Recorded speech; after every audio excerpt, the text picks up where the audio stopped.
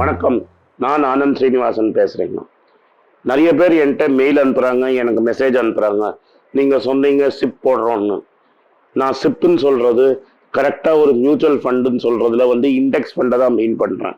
இல்லாட்டா dated government security ஃபண்ட்ஸை சொல்கிறேன், இல்லாட்டா டேட்டட் கார்பரேட் பாண்ட் ஃபண்டை சொல்கிறேன்.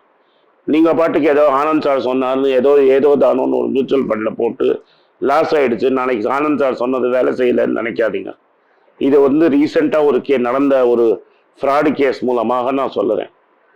மியூச்சுவல் ஃபண்ட்ஸ் எதர் பாண்ட் மார்க்கெட்டில் இன்வெஸ்ட் பண்ணணும், இல்லாட்டா ஸ்டாக்ஸில் இன்வெஸ்ட் பண்ணணும். இதை விட்டுட்டு சில கம்பெனிங்க என்ன பண்ணாங்கன்னா, ஜீங்கிற ஒரு கம்பெனியில் ஜி என்டர்டெயின்மெண்ட்டுங்கிற ஸ்டாக்கை ப்ரமோட்டர்கிட்ட பிளட்ஜ் பண்ண சொல்லிட்டு மியூச்சுவல் ஃபண்ட் கடன் கொடுத்துட்டாங்க. அதாவது சுபாஷ் சந்திராங்கிறவர் ஜியோட ஓனர். அவர்கிட்ட 41% ஸ்டாக் இருந்தது. அந்த 41%ல் 16% ஸ்டாக்கை கொண்டு போய் மியூச்சுவல் ஃபண்டுக்கு பிளட்ஜ் பண்ணார். அந்த பிளட்ஜை வாங்கிக்கிட்டு மியூச்சுவல் ஃபண்ட்ஸு அவருக்கு கேஷ் கொடுத்துட்டாங்க. ஸோ அப்படியே அதை அவர் வேற எங்கேயோ இன்வெஸ்ட் பண்ணிட்டு இருந்தார். இப்போ த வயருங்கிற ஒரு இளத்தல நியூஸ் பேப்பரில் அவரோட ஒரு கம்பெனி டிமானிட்டைசேஷனில் 3000 கோடி டெபாசிட் ஆகி என்கொயரி நடக்குது அப்படின்னு ஒரு செய்தி வந்தது. அந்த செய்தி வந்தோடனே ஜி என்டர்பிரைசஸோட ஸ்டாக்கு 40% கீழே விழுந்துருச்சு. உடனே எந்தெல்லாம் மியூச்சுவல் ஃபண்ட் கம்பெனி அதில் போட்டிருந்தாங்களோ அவங்க கொடுத்த லோனோட வேல்யூ அப்படியே இருந்தது. செக்யூரிட்டி பிளட்ஜ் பண்ண ஸ்டாக்கு வேல்யூ குறைஞ்சு போயிடுச்சு.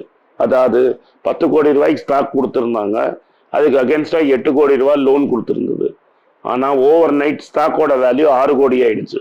இன்னைக்கு மியூச்சுவல் ஃபண்டு போய் விற்றாங்கன்னா 6 கோடி ரூபா தான் கிடைக்கும், மீதி 2 கோடி ரூபா நஷ்டம்.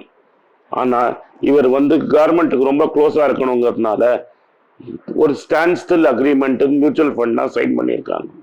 அப்படின்னா அவரை அப்படியே வச்சிருப்பாங்க, அந்த லோன் அந்த ஷேர்ஸை விற்காம வச்சிருப்பாங்க.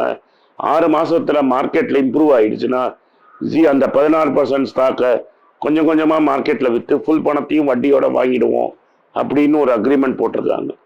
அது நிச்சயமாக அது ஒர்க் அவுட் ஆகாது. 6 மாசத்துல இன்னும் விலை இறங்கி அந்த ஸ்டாக் ஒர்க்லெஸ்ஸாகவும் ஆகிடலாம்.